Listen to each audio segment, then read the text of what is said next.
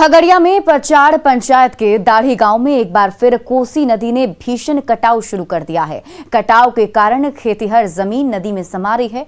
ग्रामीण भय के माहौल में जी रहे हैं। प्रशासन के रवैये को लेकर ग्रामीणों में नाराजगी है।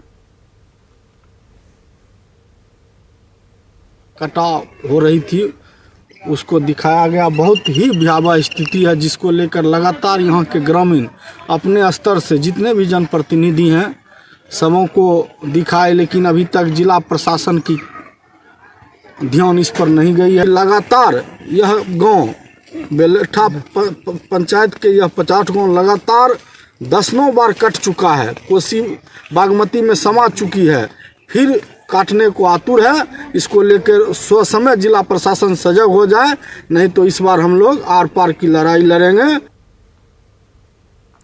पटना में गंगा नदी में एक बार फिर बालू माफिया की नौका दौड़ शुरू हो गई। पुलिस ने आंखें क्यों मूंदी?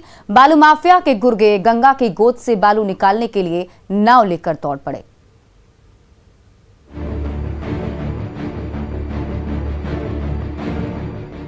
इन तस्वीरों को देखकर चौंकिए नहीं। कड़ाके की सर्दी में गंगा नदी के पानी में नौका दौड़ नहीं हो रही, ना ही ये किसी और वाटर स्पोर्ट्स का नजारा है। आप खुद इन तस्वीरों को जरा गौर से देखिएगा तो समझ जाइएगा कि कैसे शातिर बालू माफियाओं की नावों का काफिला पटना से छपरा की ओर दौड़े भागे जा रहा है। ये देखिए, एक के बाद एक कतार से तैर रही एक एक नाव पर बालू निकालने के लिए कई सारे उपकरण साफ साफ नजर आ रहे हैं और उन उपकरणों को चलाने वाले मजदूरों की टोली भी इस नाव पर सवार है, जिनका मकसद है गंगा की गोद में गड़ा वो सुनहरा खजाना निकालना, जिसकी डिमांड बिहार ही नहीं बल्कि यूपी से लेकर झारखंड और पश्चिम बंगाल तक खूब है।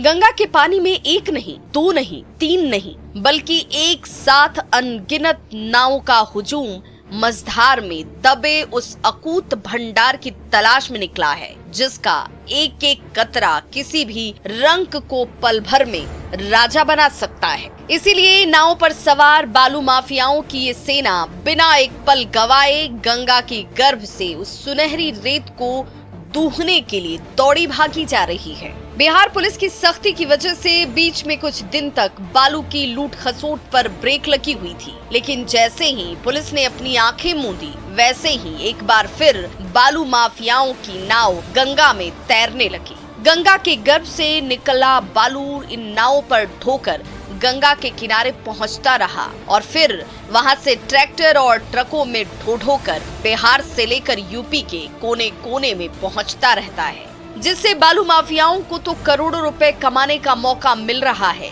लेकिन बिहार सरकार का खजाना खाली हो रहा है।